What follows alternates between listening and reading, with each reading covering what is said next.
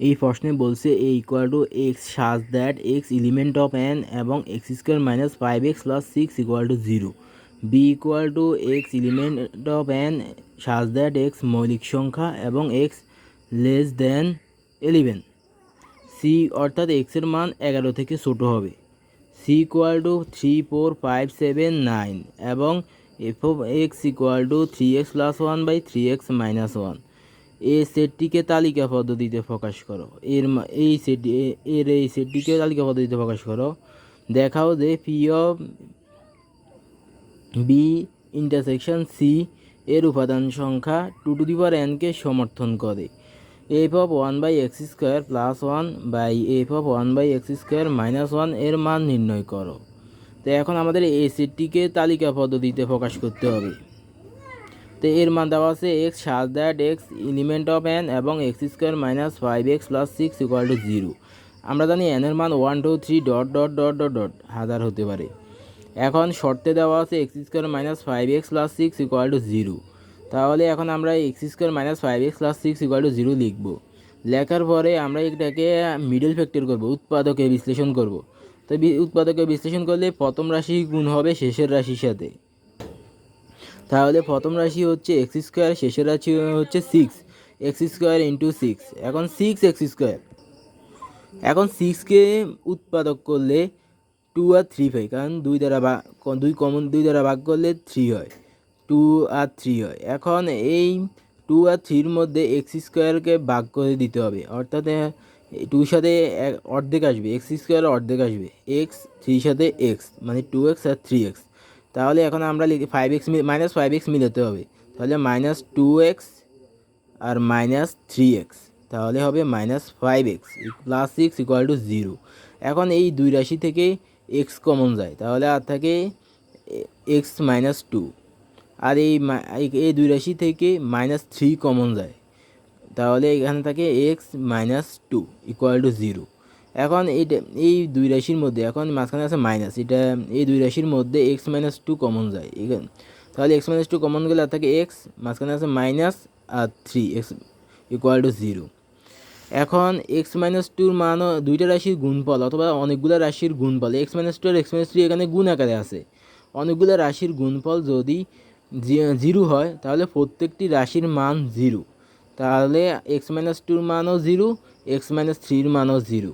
তাহলে লিখতে পারি হয় x মাইনাস 2 ইকুয়াল টু 0, সুতরাং x ইকুয়াল টু মাইনাস 2 অপর পাশে গেলে প্লাস 2, আর অথবা x মাইনাস 3 ইকুয়াল টু 0, তো মাইনাস 3 অপর পাশে গেলে প্লাস 3, x ইকুয়াল টু 3। তাহলে নির্ণয় সেট a ইকুয়াল টু 2 আর 3।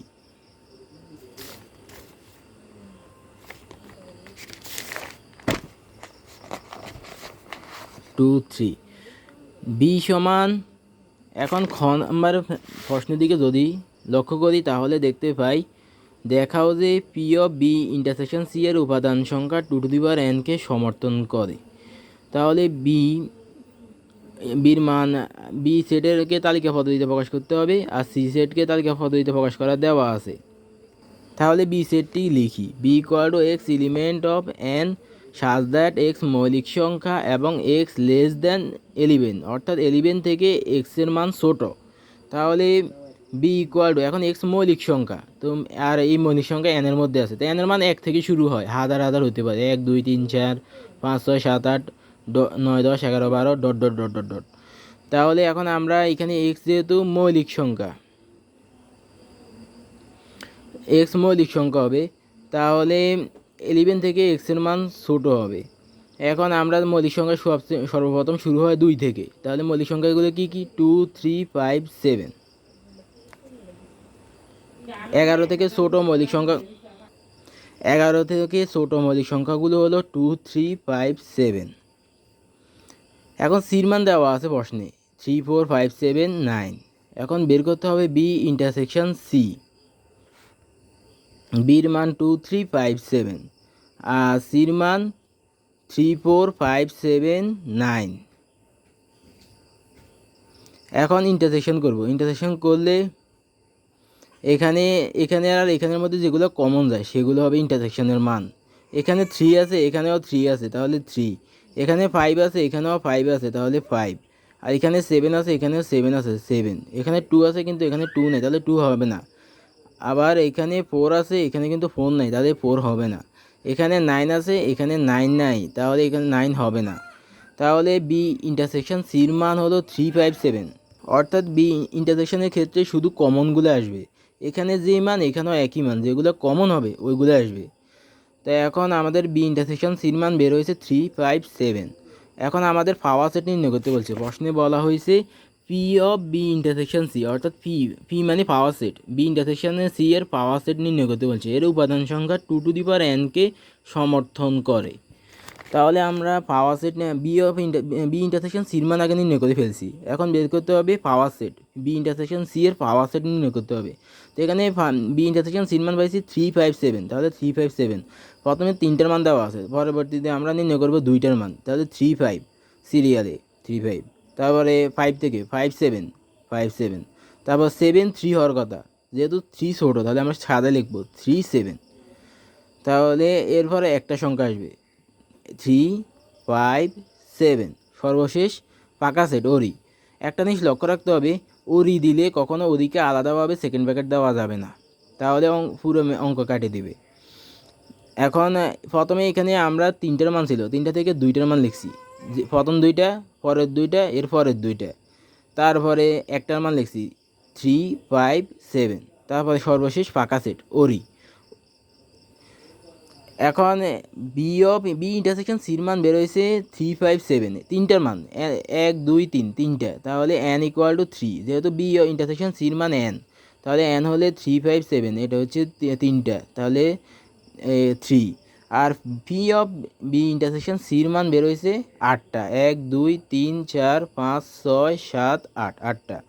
এখন 8কে লিখতে পারি 2 কিউব, যেহেতু আমাদের প্রশ্নে বলছে 2n কে সমর্থন করে, নিচে আছে 2, উপরে আছে n, তাই আমরা এখানে 8কে 2 লিখতে পারি, আর 2-র উপর পাওয়ার কত দিলে 8 হয়, 3 দিলে 8 হয়, তাহলে 2 কিউব। এখন এখানে আমরা n এর মান পাইছি 3, অর্থাৎ 3 ইকুয়াল টু n, তাহলে 3-র পরিবর্তে n বসাইতে পারি, তাহলে 2n হয়। পি অফ বি ইন্টারসেকশন সির মান 2n হয়। এখন পি অফ বি ইন্টারসেকশন এর উপাদান সংখ্যা 2n কে সমর্থন করে, যেহেতু পি অফ বি ইন্টারসেকশন সির মান আমরা 2n বের করেছি, তাই p of b intersection c এর উপাদান সংখ্যা 2n কে সমর্থন করে। পরবর্তী প্রশ্নের দিকে যদি আমরা লক্ষ্য করি, আশা করি তোমরা এই প্রশ্ন বুঝতে পেরেছ। পরবর্তী প্রশ্নের যদি আমরা লক্ষ্য করি, তাহলে দেখতে পাই f of x equal to 3x plus 1 by f of 3x minus 1 আছে। এখন বের করতে বলছে f of 1 by x square plus 1 by f of 1 by x square minus 1 এর মান নির্ণয় করো। তাহলে এখন আমাদের আগে এফ অফ এক্সের মান লিখতে হবে। F of x equal to 3x plus 1 by 3x minus 1, এটা লিখতে হবে।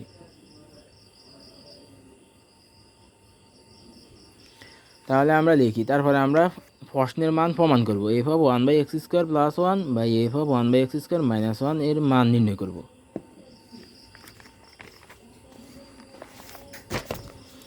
তাহলে দেওয়া আছে f of x equal to 3x plus 1 by 3x minus 1। তো এখন নির্ণয় করতে হবে f of 1 by x square, যেহেতু প্রশ্নে আছে কি f of 1 by x square plus 1 by f of 1 by x square minus 1, অর্থাৎ এফ এর পরে 1 বাই এক্স স্কোয়ার আছে। আমাদের এখানে প্রশ্নে আছে শুধু এক্স, বের করতে বলছে 1 বাই এক্স স্কোয়ার, তাহলে 1 বাই এক্স স্কোয়ার লিখি, এক্সের পরিবর্তে 1 বাই এক্স স্কোয়ার, তাহলে এখানেও এক্সের পরিবর্তে বসবে 1 বাই এক্স স্কোয়ার, আর এখানেও এক্সের পরিবর্তে বসবে 1 বাই এক্স স্কোয়ার। তারপরে এখানে 3 ইন্টু 1 বাই এক্স স্কোয়ার মানে 3 কিন্তু উপরের রাশি, এটা নিচে মনে 1 আছে, তাহলে 3 উপরের রাশি সাথে উপরের রাশি গুণ, যাতে ইন্টু আছে, তাহলে 3 ইন্টু 1 মানে 3, এক্স স্কোয়ার নিচে আছে, এক্স স্কোয়ার ইন্টু 1 মানে এক্স স্কোয়ার প্লাস 1। এখন 3 ইন্টু 1 মানে 3, এক্স স্কোয়ার নিচে আছে এক্স স্কোয়ার মাইনাস 1। এখন এখানে একটা ভগ্নাংশ হয়, একটা ভগ্নাংশ এটা যোগ আছে, এই একটা ভগ্নাংশ এটার বিয়োগ আছে, তাহলে আমাদের দুইটা ভগ্নাংশ যোগ, দুইটা ভগ্নাংশের বিয়োগ আছে উপরে নিচে। তো এখন আমাদের ভগ্নাংশের যোগ আগে উপরে নির্ণয় করতে হবে, আর নিচে ভগ্নাংশের বিয়োগ নির্ণয় করতে হবে। তো আমরা ভগ্নাংশের যোগ নির্ণয় করব। তো যোগ নির্ণয়ের একটা শর্ত আছে, সেটা হলো আগে হরের লসাগু করতে হবে। এখানে হর হয়েছে এক্স স্কোয়ার, আর এখানে হর হয়েছে 1 এর নিচে 1 আছে, তাহলে 1। এক্স স্কোয়ার আর 1 কিন্তু ভিন্ন রাশি, ভিন্ন হলে লসাগুর ক্ষেত্রে গুণ করে দিতে হবে, তাহলে এক্স স্কোয়ার ইন্টু 1 মানে এক্স স্কোয়ার। এখন হর আর লসাগু যদি সমান হয়, লব হুবহু বসে যাবে, কারণ এই হর দ্বারা লসাগুকে ভাগ, এক্স স্কোয়ার দ্বারা এক্স স্কোয়ারকে ভাগ করলে হয় 1, এই 1 দ্বারা 3কে গুণ করলে হবে 3, মাঝখানে আছে প্লাস, 1 নিচে 1 আছে, এই 1 দ্বারা হর দিয়ে লসাগুকে ভাগ, এক্স স্কোয়ারকে ভাগ করলে এই 1 দ্বারা এক্স স্কোয়ারকে ভাগ করলে, তো যেটা দ্বারা ভাগ করবো সেটা হবে নিচে যাবে, 1 দ্বারা ভাগ করবো তাহলে 1 নিচে, আর এখানে আছে এক্স স্কোয়ার, তাহলে এক্স স্কোয়ারকে ভাগ করবো, এই এক্স স্কোয়ারকে ভাগ করবো, এই 1 দ্বারা এক্স স্কোয়ারকে ভাগ করবো, ভাগ করলে এক্স স্কোয়ার বাই 1, নিচের 1 দাম নেই তাহলে এক্স স্কোয়ার হয়, এই এক্স স্কোয়ার 1-এর সাথে গুণ হবে, এক্স স্কোয়ার গুণ 1 মানে এক্স স্কোয়ার। একইভাবে নিচেও 3/x স্কোয়ার মাইনাস 1 আছে, তাহলে এখানে হরের বিয়োগ আছে, ভগ্নাংশের বিয়োগ আছে, তাহলে হরের লসাগু একইভাবে করতে হবে, এক্স স্কোয়ার আর এখানে হর হচ্ছে 1 নিচে 1 আছে মনে মনে, এক্স স্কোয়ার ইন্টু 1 মানে এক্স স্কোয়ার।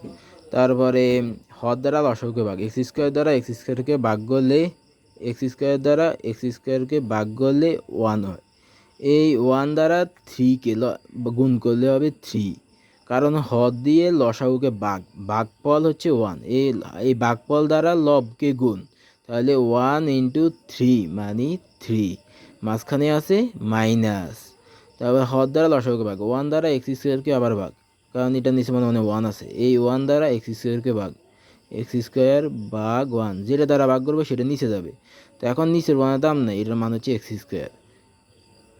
এখন এই এক্স স্কোয়ার দ্বারা 1কে গুণ, লবকে গুণ, 1 কিন্তু লব, এটা নিচে মানে হর 1 আছে, তাহলে লবকে গুণ, এক্স স্কোয়ার গুণ 1 মানে কি এক্স স্কোয়ার। তো এখন উপরে একটা ভগ্নাংশ পাইছি, নিচে আর একটা ভগ্নাংশ পাইছি, দুইটা ভগ্নাংশ ভাগ আকারে আছে, তো দুইটা ভগ্নাংশ যদি মাঝখানে দাগ আছে এই ভাগ আকারে আছে, তো এখন দুইটা ভগ্নাংশ যদি ভাগ আকারে থাকে, প্রথম ভগ্নাংশ লিখে গুণ দিয়ে নিচের ভগ্নাংশের হর হয়ে যাবে লব, লব হয়ে যাবে হর, তারপরে গুণের ক্ষেত্রে কাটাকাটি যায়, উপরের রাশি আর নিচের রাশি কাটাকাটি যায়, এক্স স্কোয়ার আর এক্স স্কোয়ার কাটা গেলে 1 হয় 1, আর এখানে থাকে 3 + x স্কোয়ার ইন্টু 1 মানে 3 + x স্কোয়ার, আর এখানে থাকে 3 - x স্কোয়ার, 3 - x স্কোয়ার, এটা কার মান, এফ অফ 1/x স্কোয়ারের মান। এখন আমাদের প্রশ্নে কি বলছে, প্রশ্নে বলছে f of 1/x square plus 1, F of 1/x square minus 1 এর মান নির্ণয় করো। তাহলে এই এফ অফ 1/x স্কোয়ারের নিচে 1/x স্কোয়ারের নিচে মনে মনে 1 আছে, তাহলে আমরা যদি লিখি F of 1/x square plus 1, আবার F of 1/x square minus 1, অর্থাৎ উপরের রাশি যোগ নিচের রাশি, আবার উপরের রাশি বিয়োগ নিচের রাশি, তাহলে এই পাশে যদি উপরের রাশি যোগ নিচের রাশি লিখি এটাকে বলে যোজন, আর উপরের রাশি বিয়োগ নিচের রাশি লিখি এটাকে বলে বিয়োজন। তো এই পাশে যদি যোজন আর বিয়োজন করি, অপর পাশেও কিন্তু যোজন আর বিয়োজন করতে হবে, তাহলে উপরের রাশি যোগ নিচের রাশি, আবার উপরের রাশি বিয়োগ নিচের রাশি, তারপরে যোগের ক্ষেত্রে ব্র্যাকেট উঠে যাবে, কোনো ব্র্যাকেটের ভিতরে চিহ্নের পরিবর্তন হবে না। তারপরে বিয়োগের ক্ষেত্রে এই বিয়োগ কিন্তু 3 - x স্কোয়ার সাথে, আর 3 + x স্কোয়ার আগে মনে মনে প্লাস আছে, তাহলে প্লাস থাকলে ব্র্যাকেট এমনি উঠে যাবে 3 + x স্কোয়ার।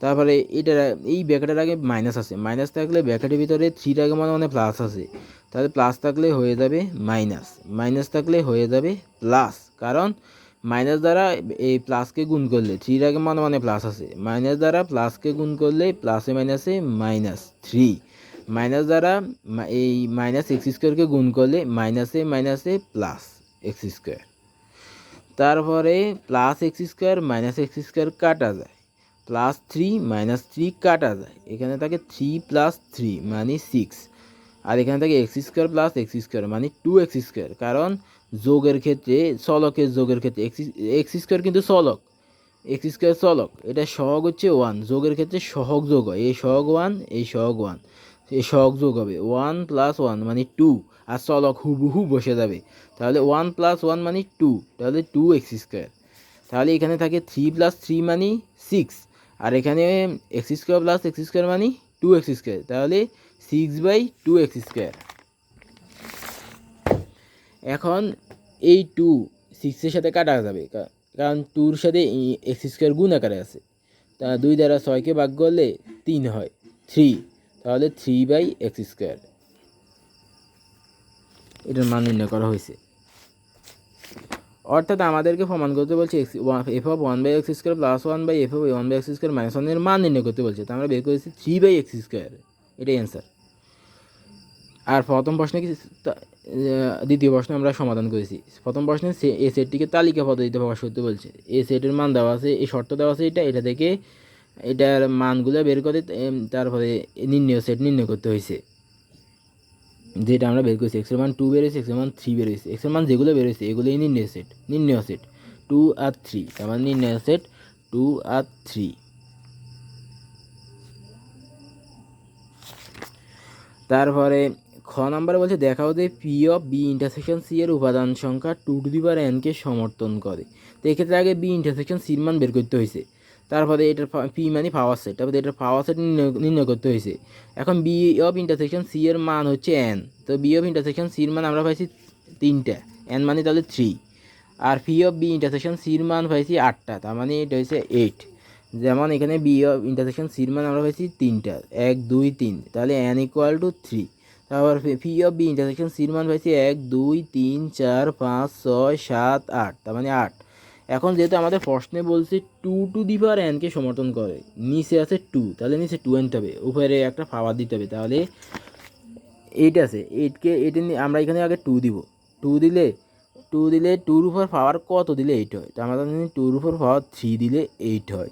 এখন 3 সমান n, তাহলে 3-র পরিবর্তে n, তাহলে আমাদের P(B)(C) এর মান 2n কে সমর্থন করে।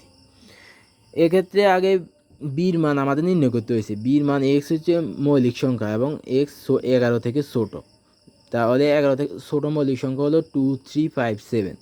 তা সির মান প্রশ্নে দেওয়া আছে 3 4 5 7 9, সির মান 3 4 5 7 9 দেওয়া আছে।